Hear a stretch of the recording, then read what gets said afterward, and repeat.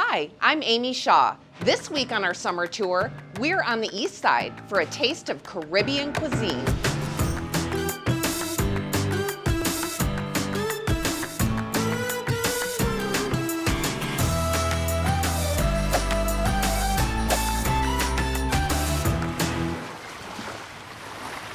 I'm in Tsha's kitchen with Tsha, and they specialize in Caribbean and soul food cooking.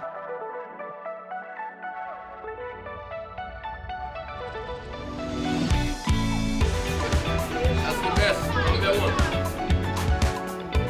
What inspired you to get started? I would say my kids, because I would make anything I would make was like the best thing in the world. Mom, the other people need to taste your food. Mom, people got to try your food. And I was like, I got really interested and I started cooking for my church and stuff like that, and catering for my church every Sunday. And basically everybody rave reviews every Sunday. Anything I made was different and they liked it. And usually I would make versions of things that they don't expect. And that's basically how I got started. I'm like, maybe I should. Everybody's saying it, maybe I should. Hi, how are you? Great. I'd like to place an order. I think I'd like to try some griot pork and maybe some Caribbean mac and cheese and collard greens.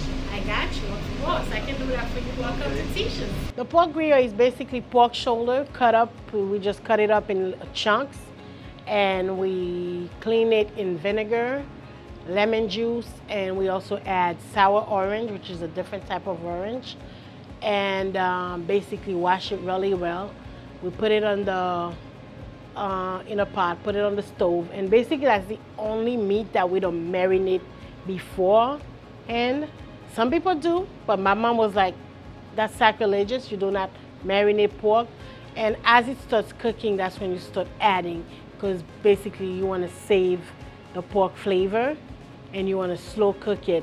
And as it is cooked, that's when you leave it, and when somebody asks for it, basically it's like made to order, because basically it's always fried.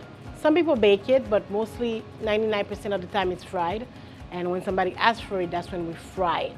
Caribbean mac and cheese is what we grew up on. That's what we grew up finding our family make, and that's what you would eat on Sunday dinners and stuff.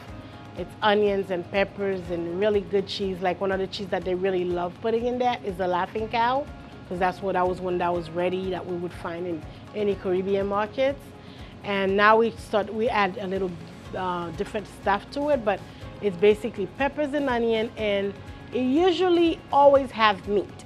I have taken the meat out of mine just for my vegetarian customers, but it usually always has some type of meat in the Caribbean mac and cheese. But it's onions and peppers and a couple of different cheeses, not a lot of cheese. I know that you participated in the Mac and Cheese Fest. Yes. And you won first place. Yes. And when we were opening, we thought about opening up the restaurant. My oldest son, who's worked in the food business, said, Mom, we need a Southern mac. We won first place for most classic mac this year, 2022. For this mac and cheese right here, this would be the big version, and this would be the unbig version. And basically just a variety of different cheese and very good quality cheese. Like we don't just go and buy any type of cheese. It's very good quality cheese that we add to it. And basically this is it, because the best cheese make the best mac and cheese. This is legume. Legume is basically the word for vegetables in French. And what legume is, it's a bunch of vegetables. Basically we start with beef stew, beef cubes, and we add cabbage, spinach, and eggplants. There's a few other things that could go in there. Everybody makes legumes different, but this one is just spinach, cabbage, and the eggplants. And then we add carrots. The carrots is like the last step. And there's usually crabs in this, but I can't find crab lately. Like the little ones, not the big one, not the snow crabs. And basically, we cook the carrots separately because we don't want that's the only thing we don't want smushed. And basically, and then we mix them all together. And basically, that's our legume.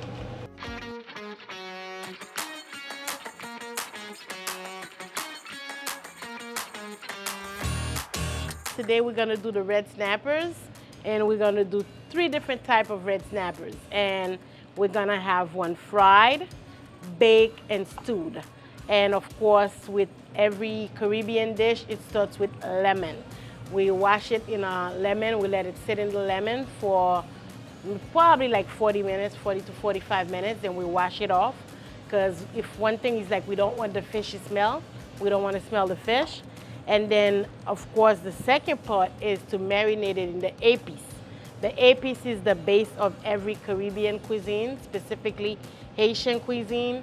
And épices is basically a blend of onions, bell peppers, garlic, and green onions, scotch bonnet. Some people add different things. Mine is just a set. I add a couple of cubes, vegetable oil, and blend it up, and that's what gives you the épices.